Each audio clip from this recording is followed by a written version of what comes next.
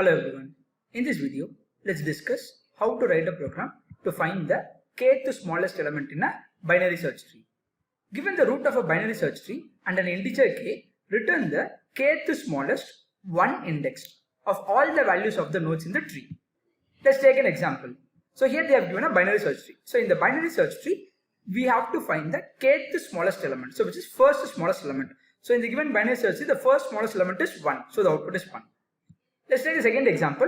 So here they have given a binary search tree. I need to find the kth smallest, where the value of k is equal to 3. So the first smallest is 1, second smallest is 2, and the third smallest is 3. So 3 is the answer. Here the logic is pretty simple. So here we have to go with the logic of in-order traversal. So how does in-order traversal works? So first we'll go to the left child, then we'll go to the data, and then we'll go for the right child. So here, instead of printing the data, I'll be taking a global variable and I'll be counting the value. So whenever the counting value is equal to the k value, that is the kth smallest element. So here, let's discuss the logic in detail. Okay. So here I'm going to take two global variables. So int count is equal to 0 to count, and another variable I'm going to take is thing by result. Result equal to -1 initialize. Fine. Let's define the method. Public int kth smallest. Tree node root comma int k. So here I'm going to call a method called smallest, where I'll be passing the root and k value, and then I'll return the result from this particular method. Return result. Let me define the method. Public. This method is not going to return me anything. Smallest is the method name. So here I have passed two arguments: tree node root comma int k. So here I have to check a condition. So if root is not equal to null, if root is not equal to null, what I have to do? I have to perform in-order traversal. According to in-order traversal, first I'll visit the left child. So smallest root dot left comma k. Next I have to print the data, right? So here instead of printing the data, I'll be incrementing the count value. So count value will be incremented. After incrementing, I have to check that condition saying that if count is equal to k, I have to store the value in the result. That is, result is equal to root dot value. After this, I have to go to the right child. Smallest root dot right comma k.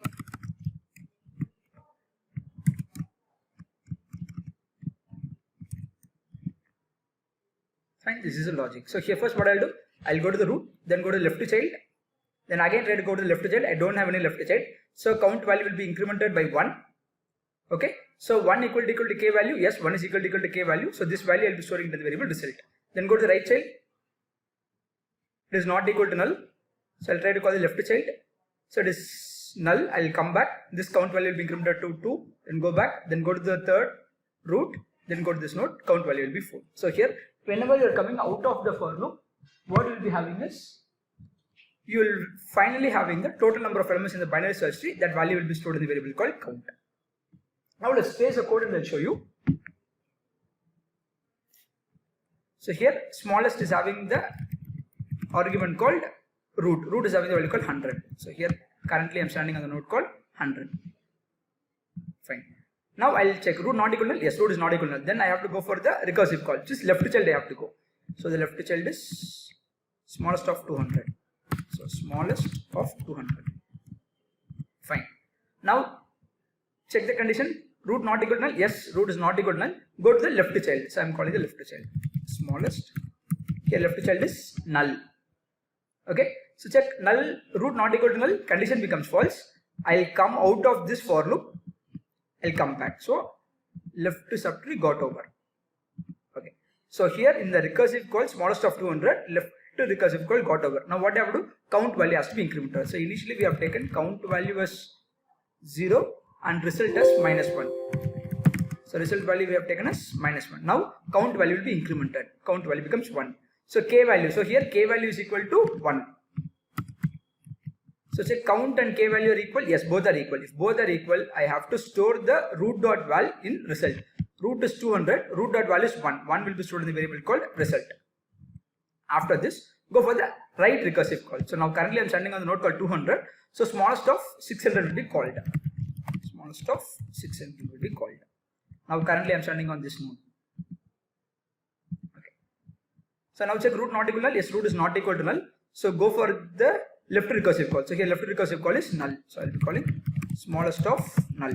So check root not equal to null. Actually root is equal to null. I'll come out of this particular method. Okay. So here left recursive call got over. Now I'll come out of this particular method. Now in the smallest of 600, left recursive call got over. Count value has to be incremented. Count value becomes 2. Now check count equal to k. No. Go for the right recursive call. So smallest of 600, right recursive call I have to call, that is null. So smallest of null will be called. So check root not equal to null. Condition becomes false. That's all. This method got over. I'll come out of the method called smallest. So right recursive in smallest of 600, right recursive call also got over. I'll come back to the previous place. Now in smallest of 600, left recursive call over, right recursive call also over. Now I'll go back to the place where I've called this. So I'll complete this. In smallest of 200, left recursive call got over, right recursive call also got over. Now I'll go back. Where I'll go back? Smallest of 100. So in the smallest of 100, left recursive call got over. Now increment left recursive call got over. Now count value has to be incremented. Now count value becomes 3. After this check count equal to k. No, count is not equal to k. Then go for the right recursive call. So smallest of 300 will be called. Smallest of 300. Because currently I am standing on the node called 100. In the right recursive call that is 300. Smallest of 300 has been called. Now I am standing on the node called smallest of 300.